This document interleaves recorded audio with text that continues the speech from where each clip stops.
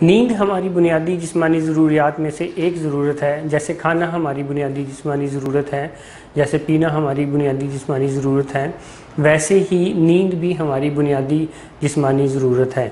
اور نیند اوورآل ہماری جو دماغی صحت ہے اس میں ایک بہت اہم اور وائٹل رول ادا کرتی ہے.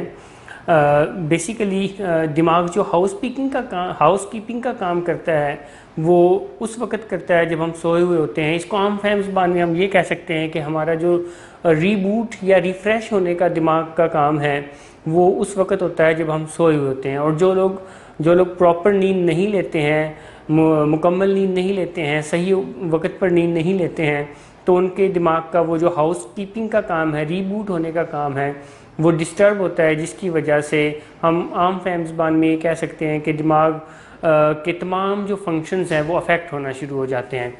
اور نیند کی کمی کی وجہ سے ہم موڈی ہوتے ہیں، ہمیں ہر چھوٹی چھوٹی بات پر غصہ آنا شروع ہو جاتا ہے، کیونکہ امیگڈلا ایک پارٹ ہے ہمارے برین کا جو ہمارے ایموشنز کو مینیج کرنے میں ہیلپ کرتا ہے. جب ہم کم نیند لیتے ہیں تو اس کی وجہ سے امیگڈلا جو پارٹ ہے اس کا دیگر جو برین کے ادر پارٹس ہیں ان کے ساتھ رابطہ یا کنیکشن جو ہے وہ ڈسٹرب ہو جاتا ہے، ڈسرپٹ ہو جاتا ہے، ٹوٹ جاتا ہے، جس کی وجہ سے ہم ایموشنلی ڈسٹرب ہونا شروع ہو جاتے ہیں، ہمارے ایموشنز کنٹرول نہیں ہوتے. اسی لیے آپ دیکھتے ہیں کہ جو لوگ پراپر نیند نہیں لیتے وہ چڑچڑاپن، چھوٹی چھوٹی بات پہ غصہ کرنا، اریٹیبل ان کے موڈز ہوتے ہیں، جس کی وجہ سے وہ غلط فیصلے کرتے ہیں اور ان کی زندگی میں خرابیاں پیدا ہوتی ہیں. نیند کی کمی کی وجہ سے ہمارا جو امیونٹی کا نظام ہے ہمارا وہ بھی افیکٹ ہوتا ہے اور ہمیں دیگر چھوٹی چھوٹی بیماریاں ہونے کے بھی خطرات ہوتے ہیں. نیند ہمارے سیکھنے اور یادداشت کے عمل میں بھی بہت اہم رول ادا کرتی ہے.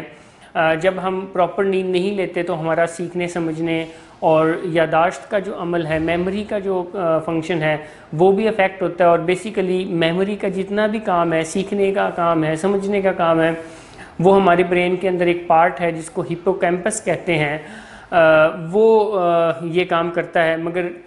مگر جب آپ نیند پوری نہیں لیتے تو اس کی وجہ سے ہپوکیمپس افیکٹ ہوتا ہے اور آپ کی سیکھنے سمجھنے کا جو فنکشن ہے، سیکھنے سمجھنے کا جو عمل ہے وہ متاثر ہوتا ہے. اسی کے ساتھ ساتھ نیند کی کمی کی وجہ سے ہماری جو فرنٹل لوب ہے، ٹیمپورل لوب ہے، پارشل لوب جو ہے وہ بھی شرنک ہو جاتی ہے.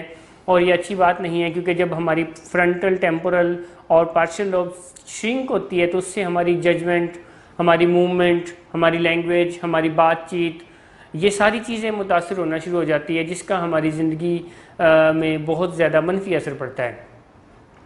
اسی کے ساتھ ساتھ ہمارے دماغ پر ہر وقت کنفیوژن کے بادل چھائے رہتے ہیں، ہم ہر وقت کنفیوز سے رہتے ہیں، ہم فیصلے نہیں کر پا رہے ہوتے ہیں.